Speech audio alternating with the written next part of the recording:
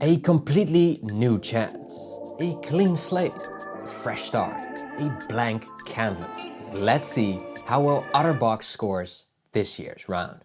We're looking at the Defender XT, the React, the Symmetry, and the Commuter, but also the Lumen series with that new camera control button.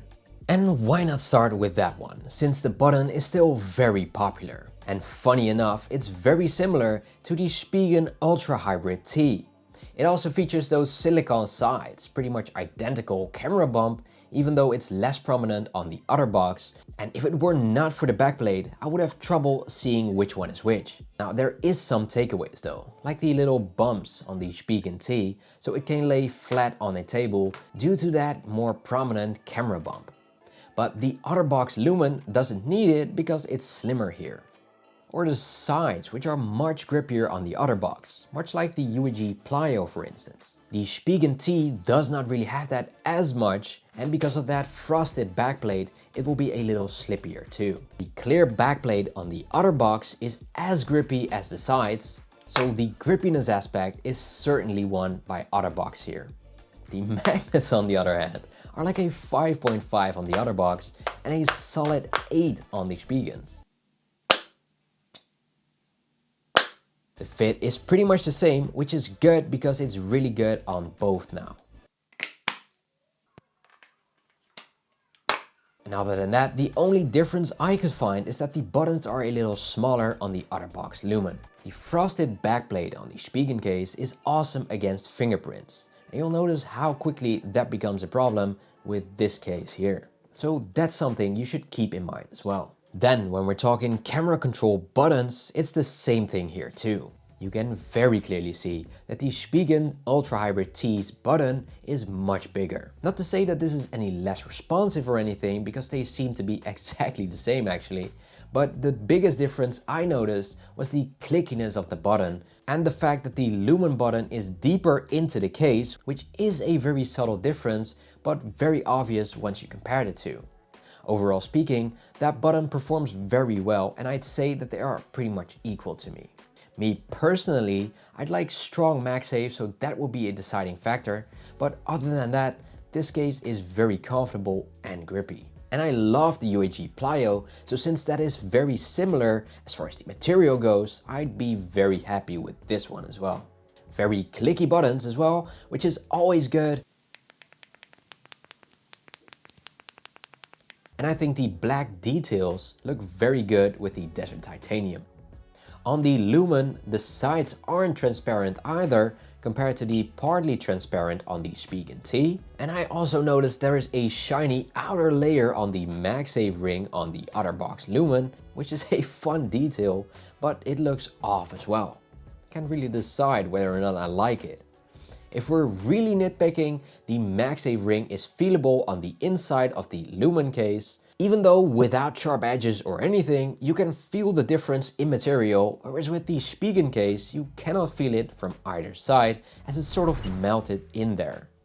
Lastly, the price, and here it's bad news for the Otterbox. At 50 USD compared to a very similar case, and on some aspects better, which is like 26 USD, I just cannot see its place in the current market.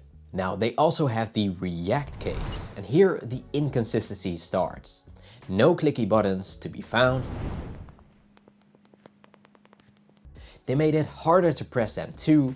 Full cutout for the camera control button, but with sloped edges, which is good and feels comfortable. Does feature that weaker corner here though, so I can really easily smack that off. The case itself doesn't feel refined either, as the camera bump is straight up sharp. Almost like a dull knife, which is crazy to me. It features much stronger MagSafe magnets and a blocky cutout for the USB-C. Whereas on the previous case, it was a pill cutout. The case has stronger feeling sides made of plastic, very decent front protection too, which you can very clearly see from the camera control cutout. And even though it does look sharp and pointy, it's actually not. So holding this with one hand or two hands isn't uncomfortable due to the cutout. The clear backplate is very susceptible to fingerprints though, as even holding it for this video, it's already really smudgy. And other than that, fit is pretty good. Just sad about that weaker corner piece. I love doing that. The Defender XT is still that two-piece design. A flimsy feeling front with a rubbery outer layer, and this time with a clear backplate. But once they are installed, they are very strong together.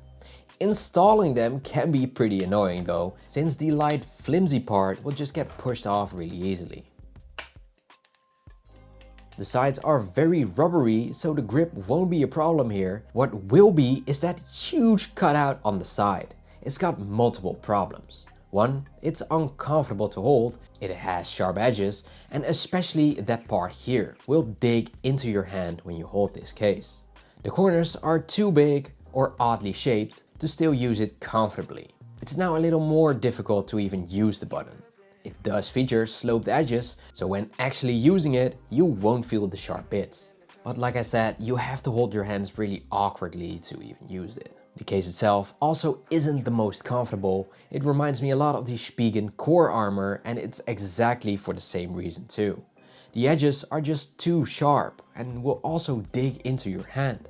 Now I keep repeating myself, but why would companies not test these out? I feel like these issues are easily resolved, but I guess time is of the essence here. The clear backplate came with a scratch on it as well, but that's not just an Otterbox issue. I've seen that on many brands so far. To name a few, Rockform, UAG, but also Spigen. It's really difficult to avoid, unless you put those removable plastic sheets over it, and even then. But then again, you will probably get scratches on them yourself within a week or so. Just something you need to accept when it comes to this material.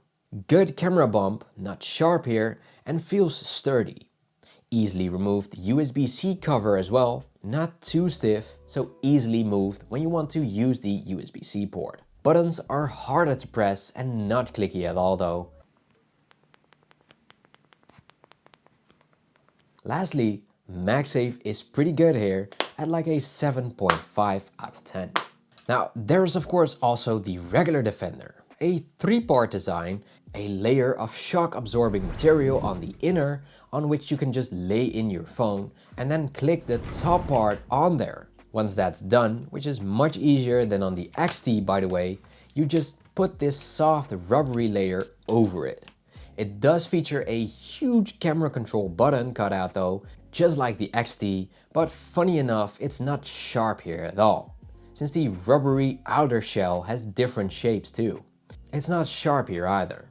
So if you want a Defender case this year, definitely go for the regular Defender and skip on that XT model. The MagSafe strength is a little less here at like a 6.5 out of 10, but I'll gladly accept that if that means my case is at least comfortable to use. The USB-C port is a deeper one here, which is something you have to keep in mind because some cables might not be suitable for it.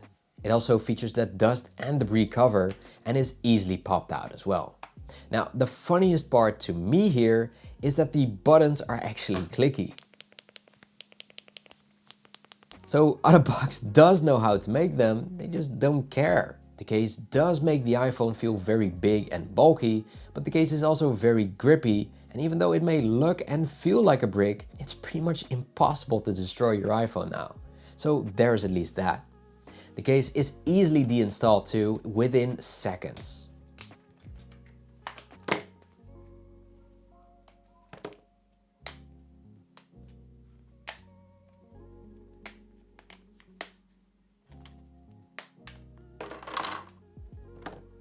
All in all, awesome case. The Symmetry series was also hit or miss. This year they chosen the full camera control cutout here too with sloped edges, so it is comfortable to use luckily. There isn't any huge corners here either, so no complaints from me. Works well. The case is very easily slapped around the phone, and even though it features a full cutout, the nearest corner isn't slapped off easily at all. Now if you were a case brand, why would you not put this corner strength on every case that has a full cutout? It's all just so sloppy. Now, normally I tell you guys about quality control and the comfort of a case, but you basically have to take my word for it. Here though, you can actually still see what I mean. It's nitpicking for sure, but you can see the little piece of plastic at the corner here. Very uncomfortable actually. It's these things that I don't want to see on a case. Now, I would expect sharp bits like that when I drop my case, but not when taking it freshly out of the package. This is probably a QC error. Although you can see the same issue at the USB-C cutout. I like the texture on the backplate. Feels like a good combination between grip and comfort. It's like a very subtle texture on the plastic backplate. Very clicky buttons, which is also a shock, so awesome to see. And I've seen many designs for this case, which could look very cool with every color iPhone. This blue one is very specific for sure, but it could work on a black or white iPhone.